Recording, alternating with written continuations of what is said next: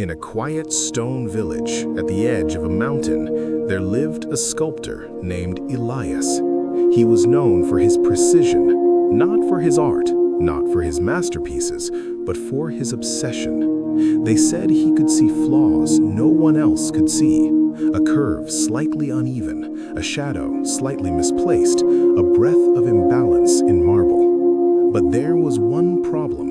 Elias had never finished a masterpiece. For 30 years, he promised the same thing. One day, he would say, I will carve something eternal. But instead of touching the flawless white marble resting in the center of his workshop, he worked on something else.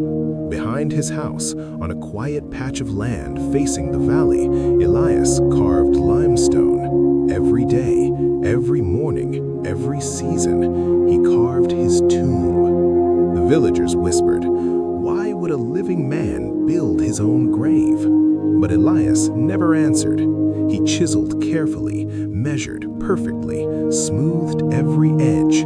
He engraved his name with elegant precision. He even sculpted his own likeness, sleeping peacefully on the lid. It was the most detailed work he had ever completed. Yet still, the block of untouched marble waited inside his studio. Years passed. His hair turned silver. His hands trembled slightly. Still, the tomb grew more refined. Visitors came to see it. Some called it beautiful. Some called it disturbing. One young apprentice once asked him, "Master, why perfect your grave before creating your masterpiece?"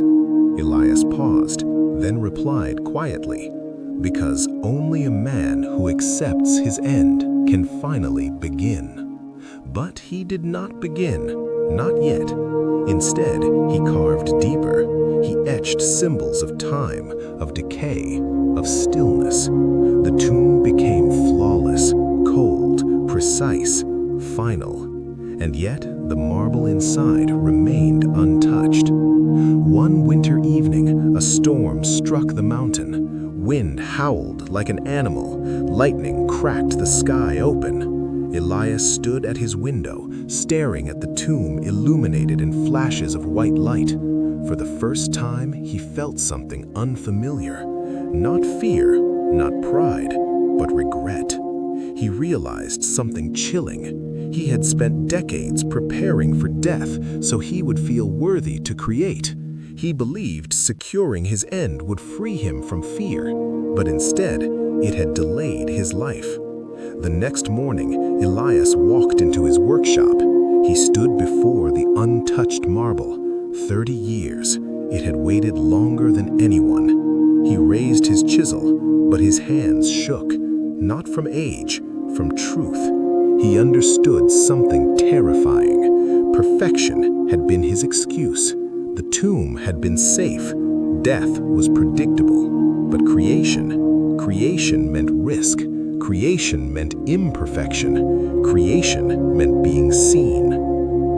He walked back to the tomb, ran his fingers across the smooth limestone. It was flawless and completely useless to the living.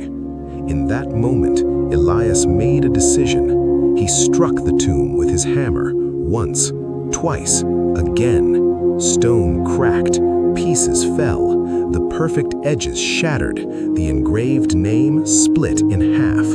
The villagers rushed toward the sound.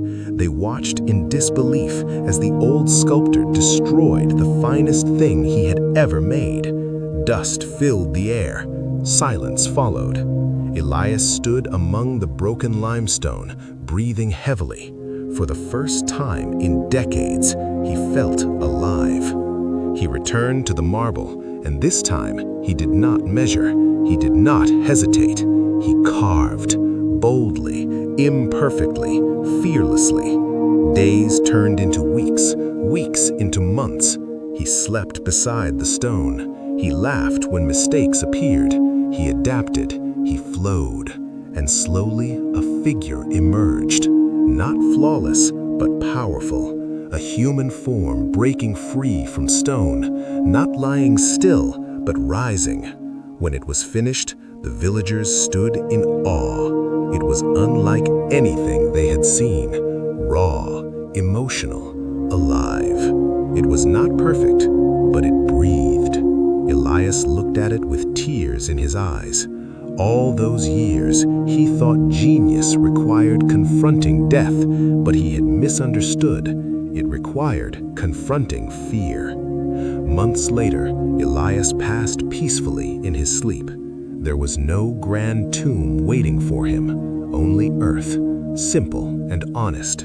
But in the center of the village stood his true legacy, not a grave, but a creation. Moral: we spend too much time preparing for endings and not enough time beginning. Perfection is often fear in disguise, and sometimes we carve our own graves with hesitation. True genius is not born when we accept death. It is born when we risk living.